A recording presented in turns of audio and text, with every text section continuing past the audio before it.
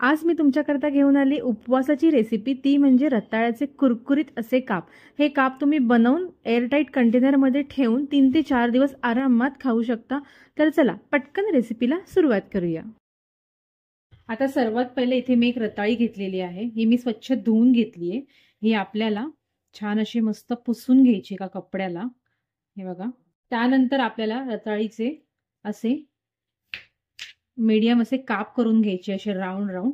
तुम्हाला पाहिजे तुम्ही त्या शेपमध्ये करू शकता, पण मी ह्या शेपमध्ये याच्याकरता करते कारण का पटकन रताळी शिजली जाते त्याच्याकरता।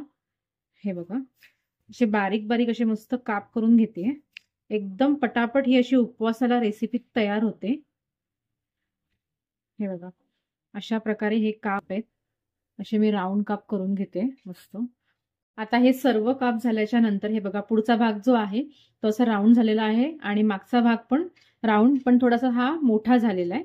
तर आता हे सर्व काप केल्याच्या नंतर आपल्याला काय करायचं, इथे मी थोडंसं तूप घेतलेलं आहे, आलटून पलटून ह्याला तूप लावायचंय।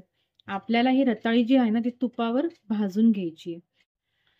हे बघा, हे असं आलटून पालटून सर्व लावायचं, असं साईडला लावलं तरी सुद्धा चालेल। हे बघा, असे आता मी सर्व रताळ्यांना तूप लावून घेते। तुपाच्या जागी तुम्ही इथे तेल सुद्धा वापरू शकता, पण तुपाने एक छान अशी मस्त चव येते, म्हणून मी ते तूप लावून घेते। आणि त्यात उपवासामध्ये आपली एनर्जी अजून डाऊन झालेली असते, तर तुपाने अजून आपल्याला मस्त एनर्जी येते दिवसभर। तर मी इथे हे सर्व अशी रताळी जी आहेत ना तुपाने आता लावून घेते। हे बघा, आपले सर्व रताळ्याचे काप जे आहेत ते मस्त तयार झालेले आहेत।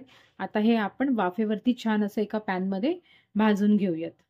तर आता मी इथे एक पॅन घेतलेला आहे, गॅस एकदम स्लो ठेवलेला आहे। आता आपण ह्याच्यावरती तूप लावून घेऊयात। आपल्या रताळ्यांच्या कापांना पण तूप लावलेलं आहे, तरी पण एक थोडंसं आपण ह्याला असं तूप लावून घेऊयात। ही रेसिपी ना उपवासाला अशी पटापट तयार होते, म्हणजे तुम्ही ही रेसिपी करून अशी ठेवून गॅसवर अजूनही दुसरी कामं करू शकता, आणि शिवाय ना पोट पण भरल्यासारखं वाटतं। तर आता आपण एक एक रताळ्याचे काप असे मस्त ठेवून घेऊयात। जेवढे तुमच्या पॅन मध्ये बसतील तेवढे तुम्ही हे काप ठेवायचे। तर सर्व काप ठेवल्याच्या नंतर आपल्याला हे स्लो ते मीडियम गॅसवरती भाजून घ्यायचे, आणि वरतून थोडंसं आपल्याला झाकण ठेवून घ्यायचे 1 मिनिटाकरता।